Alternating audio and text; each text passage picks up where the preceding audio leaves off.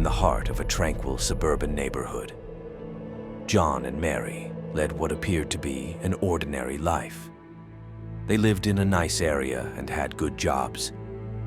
John worked in the oil fields, his days filled with the scent of crude oil and the rhythmic hum of machinery. Meanwhile, Mary worked in finance with the ability to work from home. There was a clear balance between work and life, which helped them grow their relationship as their bond was strengthened by years of shared laughter and quiet moments. John and Mary were college sweethearts and had built their life together on a foundation of love and companionship. They cherished nightly dinners, where they would linger at the table for hours, lost in conversation, as if they hadn't seen each other for weeks. These moments became their sanctuary, an escape from the chaos of the world and its walls. Despite the feelings of calmness, John's nights started being more plagued by haunting dreams. Within the confines of his mind, the oil field morphed into a twisted labyrinth of darkness. The once familiar walls of his home became suffocating cages. The dreams recurred every now and then, reminding him of pushed-away thoughts. There was a figure, its form contorted and malformed, dripping with black oil. John knew what happened at the oil field, yet kept it to himself. Some things are not meant to resurface, and John made sure of that. With the company of a classic glass of whiskey, he drowned his thoughts. As weeks went by, Mary became more alarmed by John's restless nights. It was growing closer, and he was not ready for it. She watched helplessly as her husband's torment escalated. She witnessed him listening to the walls, almost as if he was waiting for something to help him, to let him go. Desperate to help his suffering, Mary begged John to seek professional help, fearing for his well-being. Reluctantly, John sought solace in therapy sessions with Dr. Hayes.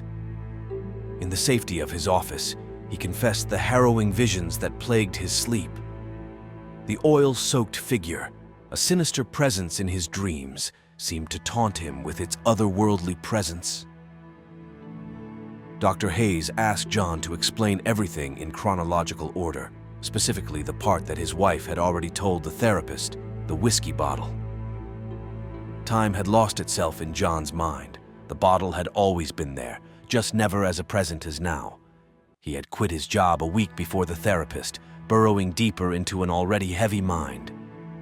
The therapist asked about what happened at the oil field, surprising John. All that came out were the words, "Terrible accident." Despite John's efforts to confront his demons, the tension at home simmered beneath the surface.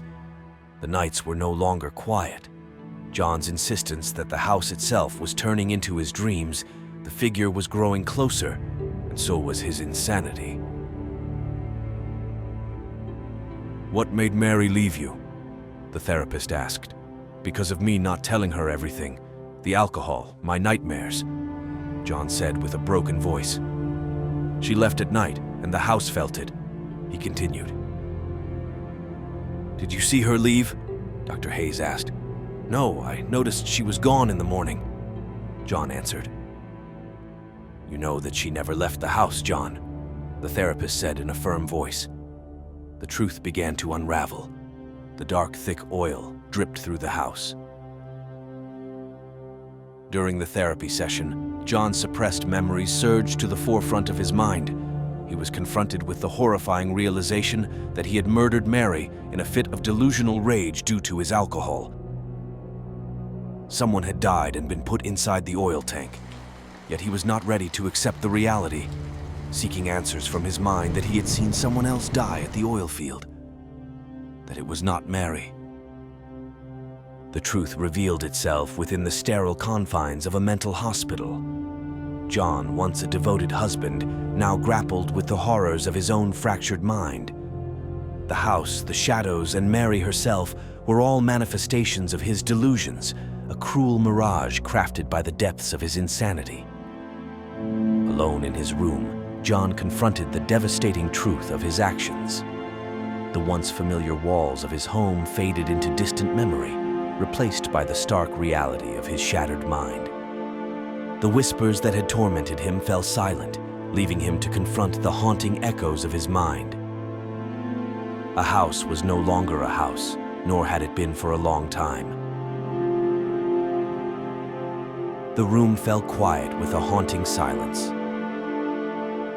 John, forced to be aware of the tragic reality, was left to grapple with the consequences of his broken sanity. The question was for how long this reality would stay reality for him before a new one would reappear in his mind. One that was also seeking to escape the horrors of memories and find its home in a calm neighborhood.